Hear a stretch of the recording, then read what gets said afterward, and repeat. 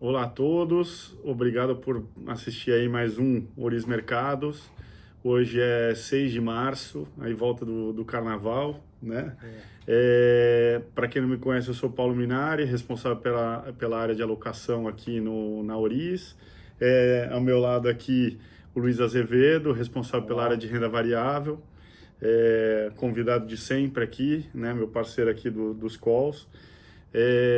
Então vamos lá, acho que a ideia é a gente comentar um pouco dos acontecimentos do mês passado, né, o mês de fevereiro, um mês mais curto, mas a gente teve bastante, né, os mercados oscilando bastante, e falar um pouquinho para frente qual que é a nossa visão, né, tanto do mercado local, dos ativos e mais especificamente também das posições em renda variável.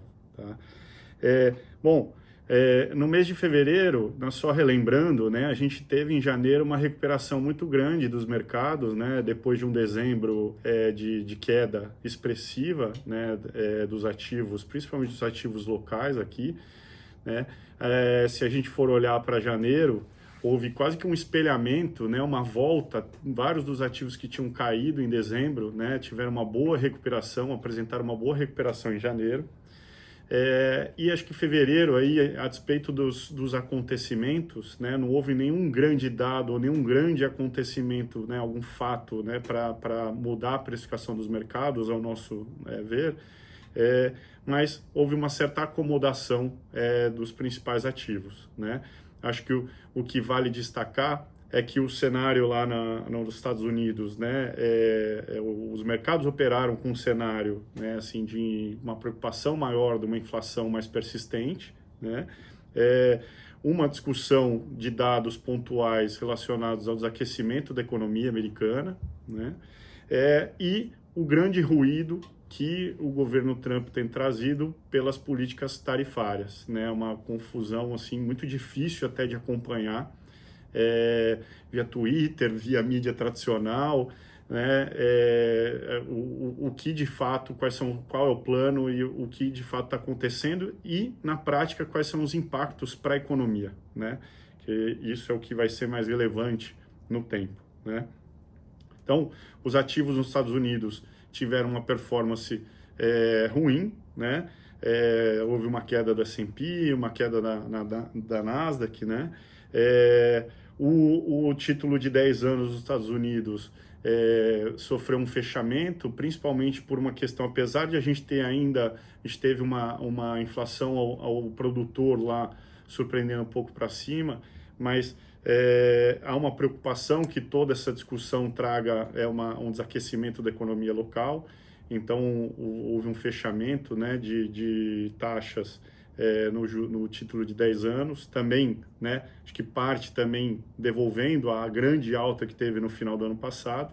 Quando a gente vai olhar para os mercados, o comportamento dos mercados nesse contexto, a gente pode observar aí uma queda considerável assim, no mercado de ações, né, com bastante volatilidade, né, ao longo do Sim. mês. A bolsa americana, medida pela S&P, caiu aí em torno de 1,5% no mês, a Nasdaq caiu quase 4%. Né? Os títulos de 10 anos americanos tiveram um fechamento de taxa de mais ou menos uns 30 basis points, mostrando um pouco esse receio, né? Acho que são duas coisas, né? Em parte, eu acho que é uma devolução ainda do movimento que aconteceu, muito positivo, né? De alta de juros, né? No final do ano passado, mas em outro aspecto a desconfiança, ou talvez as incertezas que o governo atual tem trazido para o mercado, tá? Acho que a gente vai falar um pouco de perspectivas, mas eu acho que é muito mais uma interpretação ou talvez uma falta de fatos do mercado, né, do que na prática uma consolidação de um cenário de desaquecimento mesmo da economia, um cenário pior para a economia americana. Tá? Vamos falar disso, né, em breve, mas acho que é um pouco a nossa visão. Em contrapartida, por exemplo, né, algo que também não houve uma evolução de fundamentos, né, acho que a situação na Europa continua complicada e com toda a discussão agora geopolítica, né, isso só se acentua, mas as bolsas europeias subiram, né, bastante no mês, aí teve bolsa que subiu 10% no mês, né? Então você vê como o mercado está um pouco encontrando um ponto de acomodação, né, de mercados que estavam muito precificados ou muito com valuations, né, elevados, né, em detrimento a outros que estavam meio largados ou com um técnico muito favorável, muito pouca gente, né, comprada, por exemplo, em bolsa europeia, né, e você viu uma recuperação de ativos que estavam deprimidos, né, ao longo do mês passado, tá? Quando a gente vem para o Brasil, né, acho que assim, a gente teve um janeiro bastante favorável para os ativos brasileiros, sem um grande também fato, né, positivo, né? Em parte foi uma recuperação, mas já em fevereiro, com a volta do Congresso, discussão de presidências, né, de Câmara, Senado, reforma ministerial, assim, não houve nada concreto no lado positivo, pelo contrário, né? Então a discussão fiscal segue acentuada, né? E quando a gente for olhar para os dados, a gente ainda tem uma atividade forte, né? Um mercado de emprego super apertado, o que traz uma discussão de quão difícil vai ser arrefecer ou reduzir essa pressão na inflação, né? Então, acho que assim, os mercados ficaram na média aí meio de lado ou até um pouco abaixo do CDI, né, as principais classes. Acho que o único destaque aí que a gente teve no mês foi o IFIX, que teve uma boa recuperação depois de um janeiro ruim, né? Ou seja, os fundos imobiliários tiveram uma boa recuperação, né? Representados aí pelo IFIX, né? O dólar teve uma alta pequena, 0,7, ele fechou no 5,88, né? A bolsa aqui caiu 2,60, né? Mas acho que no geral a gente considera que foi meio que uma acomodação, né, dos últimos 2 meses anteriores, que ou foram muito negativos ou bem positivos, e acho que o mercado tá tentando, né, achar um ponto aí, um nível interessante, né, de precificação. Quer comentar um pouco da renda variável, Falando de Luiz? renda variável, né, a gente viu uma bolsa mais fraca no mês de fevereiro, né, com o Ibovespa caindo 2,6%, o índice Small caindo 3,9%, né, um pouco nessa combinação de fatores que você apontou, né, Minari? A curva de juros do local abriu um pouco, né, por conta de dados mais fortes de atividade, né, o ambiente político ainda muito incerto, algumas preocupações ainda no âmbito fiscal, né, e com relação ao cenário internacional, toda essa incerteza no âmbito de disputas tarifárias, né. Chama atenção também para a queda do preço do petróleo, né? A expectativa aí de alguma solução para a guerra da Ucrânia saindo, né? E a OPEP sinalizando que pode aumentar a produção do petróleo, e isso acaba interferindo, né, no desempenho das empresas exploradoras de petróleo. É bom fazer o destaque que também a Petrobras soltou um resultado um pouco mais fraco, né? Decepcionou com relação aos dividendos, uma vez que ela acelerou o CAPEX no quarto trimestre, né? E a política de dividendos é em função da geração de caixa, né? Ou seja, um CAPEX maior reduz a geração de caixa da companhia, né? Mas acho que assim, olhando para frente, a perspectiva ainda é positiva com relação ao lado de valuation, né? É bom destacar que o desempenho bom de janeiro foi atribuído, né, a uma acomodação do desempenho fraco de dezembro, mas uma leitura de que um dos grandes causadores para o bom desempenho foi a desmontagem do Trump Trade, né? Então o mercado muito otimista lá fora, um desempenho muito forte com os Estados Unidos sugando o capital do mundo inteiro no final do ano. Em janeiro e até meados de fevereiro a gente viu, né, um movimento inverso, né, com uma distribuição maior aí do dinheiro saindo dos Estados Unidos, né, a moeda local aqui se valorizando e vindo um fluxo um pouco melhor para a Bolsa, né? Porém, né, o nosso otimismo com a Bolsa ele é com uma certa cautela, né, porque do lado fiscal ainda há preocupações, né, a gente ainda vê um fiscal muito solto, né? Então a nossa lição de casa, que o que atribui ao fundamento do lado macro, aqui ainda traz uma certa cautela. quer falar um pouco do que a gente está enxergando para frente? Não, acho que talvez só te perguntar, Luiz, se teve algum tipo assim, teve o início da temporada de balanço, se teve algo que te chamou atenção, além desse caso da Petrobras que você comentou. Eu acho assim que a gente está vendo números bastante mistos, né? Então, por exemplo, o Itaú veio com resultado bom, né? O Bradesco, por outro lado, não foi tão bom. BB Seguridade, acho que foi um destaque positivo, com a sinalização de um dividendo muito bom, ainda uma perspectiva de crescimento de resultados. A gente teve Embraer como um destaque aí de exportadora, né? Com um guidance bastante promissor para os próximos anos, uma demanda enorme, né, para os aviões que a Embraer produz em todos os segmentos, né?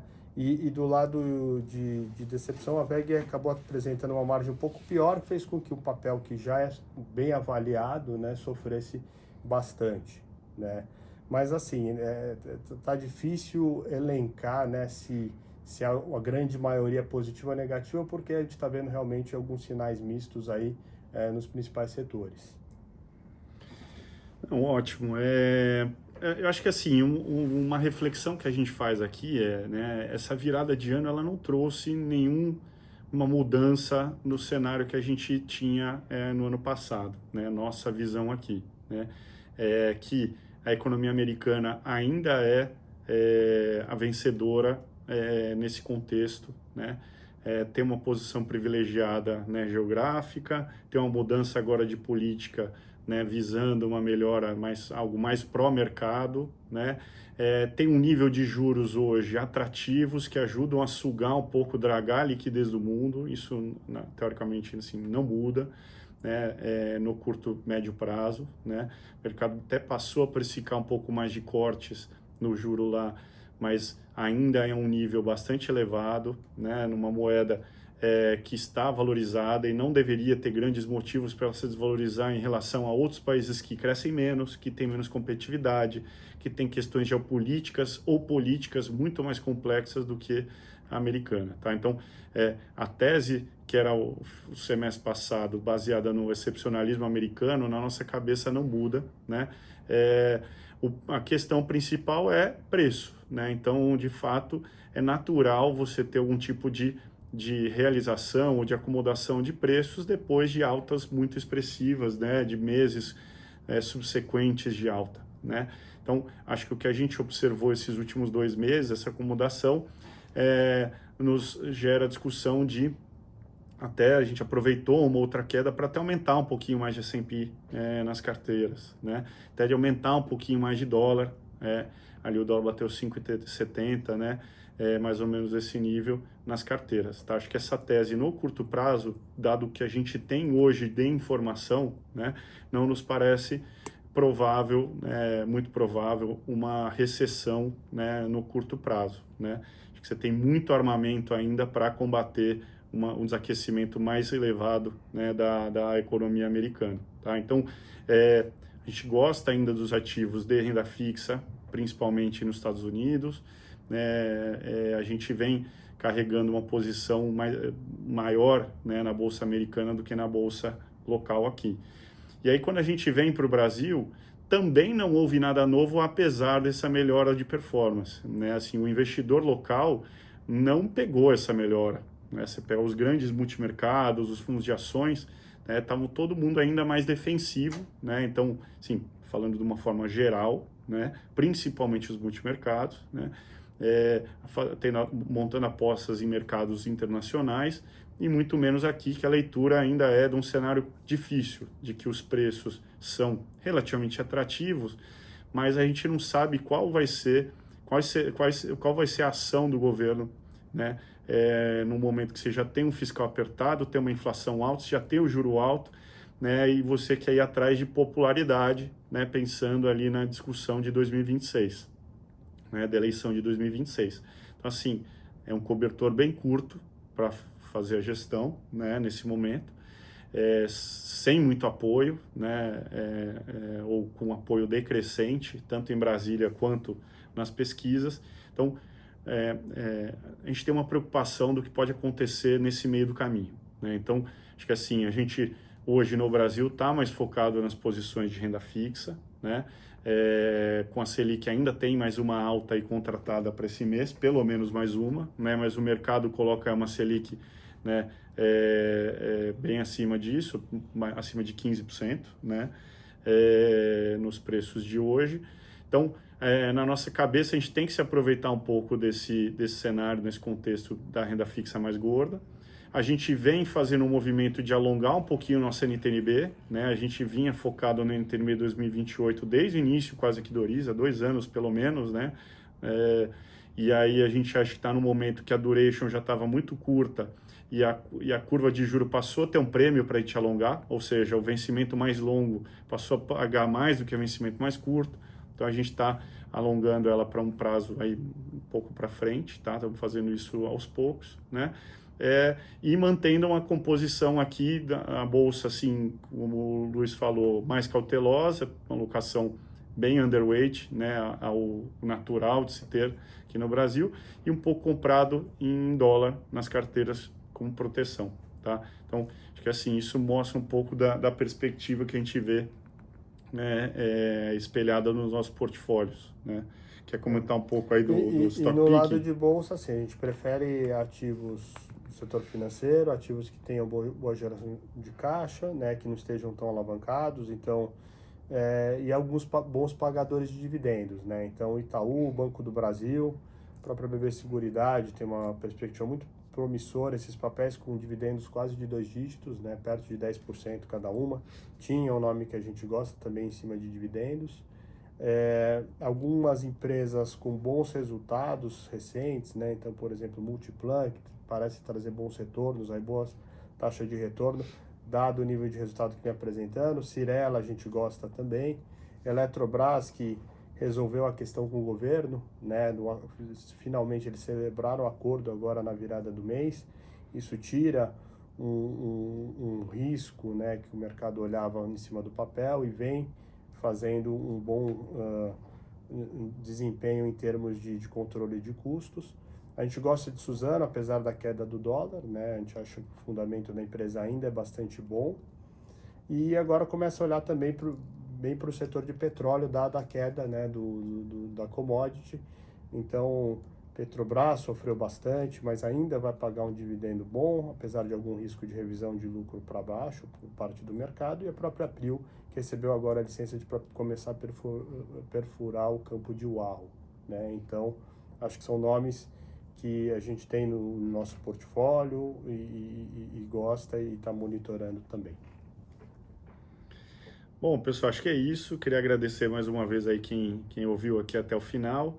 E mês que vem a gente está de volta, tá? Com o Oriz Mercados referente a março. Obrigado, Luiz. Obrigado a todos. Até a próxima. Até a próxima.